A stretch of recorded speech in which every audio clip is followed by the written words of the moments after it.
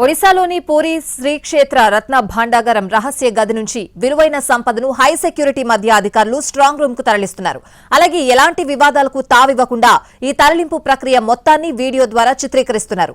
అయితే సాయంత్రానికి తాత్కాలిక స్ట్రాంగ్ రూమ్ కు సంపద తరలింపు పూర్తవుతుందని చెప్పారు పూరి రాజు గజపతి మహారాజు. అటు సంపద తరలింపు పూర్తయిన తరువాత భాండాగారాన్ని మరమ్మతుల కోసం పురావస్తు శాఖకు అప్పగిస్తారు అధికారులు. పనులన్నీ పూర్తయ్యాక సంపదనంతా రహస్య గదికి తెచ్చి లెక్కిస్తారు. మరోవైపు రహస్య గదిని తెరవడంతో ఇవాళ భక్తులకు ప్రవేశాన్ని నిలిపివేశారు.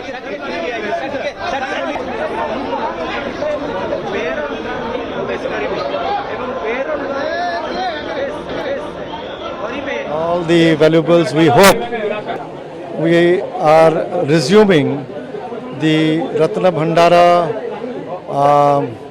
cleaning and shifting process, whereby all the ornaments and valuables which have been stored in the inner Ratna Bhandara will be shifted to the temporary makeshift strong room, which is just next door to the Ratna Bhandara itself, and which has been securely protected by special strong room door. And the process is beginning now, and all the valuables, we hope that by this evening it will be shifted to the temporary Ratna Bhandara. విలువైన సంపదనంతా కూడా high security మధ్య అధికారులు strong room కు తరలిస్తున్నారు. అలాగే ఎలాంటి వివాదాలకు తావివ్వకుండా ఈ తరలింపు ప్రక్రియ మొత్తాన్ని కూడా వీడియో ద్వారా చిత్రీకరిస్తున్నారు అధికారులు. పూర్తి అప్డేట్స్ అడిగి తెలుసుకుందాం. మా ప్రతినిధి నాయుడు లైవ్ లో సిద్ధంగా ఉన్నారు. నాయుడు, స్వాతి, ముఖ్యంగా ప్రపంచ ప్రసిద్ధి చెందినటువంటి పూరి క్షేత్రంలో రత్న భాండార్లో ఏముంది, ముఖ్యంగా ఆ మూడో రహస్య గదిలో ఏముందని తెలుసుకునేందుకు గత కొన్నాళ్లుగా మొత్తం యావత్ భారతదేశం కూడా ఎదురు చూస్తున్నటువంటి పరిస్థితి. ముఖ్యంగా 1978లో 46 ఏళ్ల క్రితం తెరిచిన సమయంలో కూడా పూర్తిగా దాని మదింపు అనేది జరగలేదు. ముఖ్యంగా బంగారు ఆభరణాలు కానీ, వజ్ర వైడూర్యాలు కానీ, మరకత మాణిక్యాలు కానీ, కెంపులు కానీ, రత్న ఖచ్చిత సింహాసనాలు కూడా లోపల ఉన్నాయనేటటువంటి వార్తలు అక్కడ స్థల పురాణాలను బట్టి, అక్కడ చెబుతున్నటువంటి పూర్వీకులు చెబుతున్నటువంటి విషయాలను బట్టి కూడా తెలుస్తున్నటువంటి నేపథ్యంలో అపార సంపద నిక్షిప్తమై ఉన్నటువంటి ఆ మూడో గదిలో ఏముందని సర్వత్రా ఉత్కంఠ నెలకొంది. ఏదైతే మొన్న 14వ తారీఖు ఆదివారం ముహూర్తం పెట్టి ఆ స్వామి జగన్నాథుని ఆజ్ఞ తీసుకున్న తర్వాత ఆలయ అర్చకులు ఏదైతే విశ్వనాథ్ రథ్ ఏదైతే జస్టిస్ ఉన్నారో ఆయన ఆధ్వర్యంలోని కమిటీ లోపలికి వెళ్ళింది. రెండు ఏదైతే బహర్ బండార్తో పాటు రహస్య గది తలుపును కూడా తీసి ఆ రోజు చూసి సాయంకాలం అవడంతో అది ఆలయ నిబంధనలకు వ్యతిరేకంగా ఉండడంతో వెంటనే మూసివేసి వచ్చారు.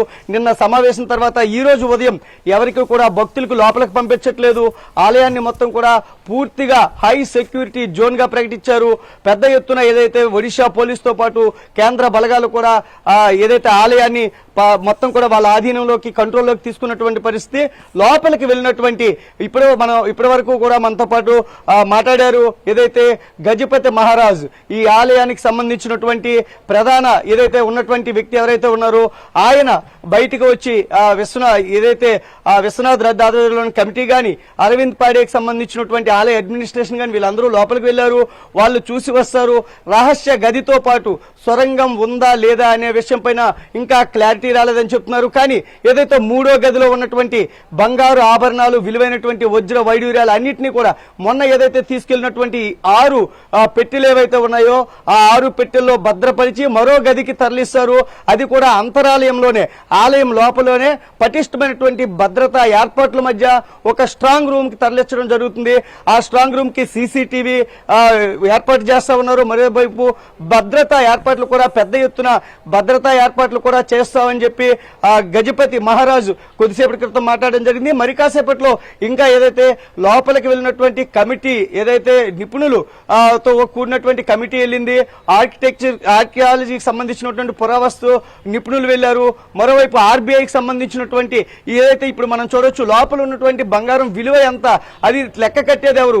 ఆనాటి ఏదైతే రాజుల కాలంలో ఉన్నటువంటి రత్నాలు, వజ్ర వైడూర్యాలకు సంబంధించినటువంటి వాటికి విలువ మదింపు అనేది ఏ విధంగా జరుగుతుందనే అనేది ఇంకా ఆసక్తి నెలకొన్నటువంటి పరిస్థితి కనిపిస్తుంది. ముఖ్యంగా గతంలోనే ఏదైతే ఆలయం లోపల ఏదైతే నాట్య మండపం జగన్మోహనం వద్ద ఒక శిలా శాసనం కూడా లభించింది. ఆనాటి గజపతి రాజులు ఏదైతే యుద్ధాలలో గెలిచినటువంటి భారీ సంపదనంతా తీసుకువచ్చి ఈ రహస్య గదిలో భద్రపరిచారనేటటువంటి ఆ శిలా శాసనం కూడా చెబుతున్నటువంటి నేపథ్యంలో మొత్తం రత్న భండాగార్లో ఎంత సంపద ఉందనేది ఒక అంతు చెక్కనే వ్యవహారంగా మారింది. అయితే 1978లోనే ఆలయం తీర్చిన తర్వాత కొంత ఏదైతే పెద్ద ఎత్తున మదింపు జరిగినప్పటికీ కూడా 70 రోజుల సమయం పట్టింది. ఇప్పుడు మొత్తం అది పూర్తిగా లెక్కించాలనుకుంటున్నటువంటి నేపథ్యంలో ఇంకా ఎన్ని రోజులు పడుతుందనే తెలియదు.